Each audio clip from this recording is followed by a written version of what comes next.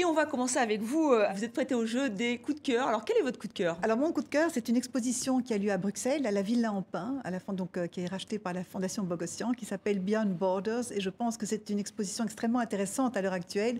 C'est d'aller au-delà des frontières. Donc, on a confronté des œuvres d'artistes européens, d'artistes du Moyen-Orient, sur la problématique de la frontière. Oui. C'est extrêmement émouvant. Donc, c'est une exposition que je vous recommande, outre le fait qu'elle se passe dans un bâtiment absolument sublime, art déco, qui a été construit par l'architecte Michel Pollack pour le second fils du baron Empain, qui était Louis Empain.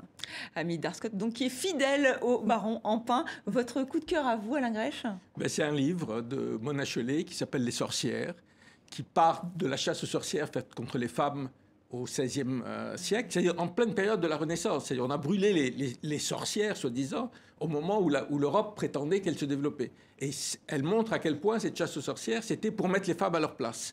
Et elle développe dans son livre comment, dans nos sociétés, on ne parle pas du Sud, on ne parle pas de l'oppression des femmes ailleurs, ça on est toujours très fort pour parler de l'oppression des femmes ailleurs, mais de l'oppression des femmes chez nous, de leur marginalisation, et ça me semble quelque chose de très important, et le livre se lit avec un grand plaisir, et elle a une grande plume. Donc on rappelle le titre et les éditions peut-être? Les sorcières, et c'est paru aux éditions de La Découverte.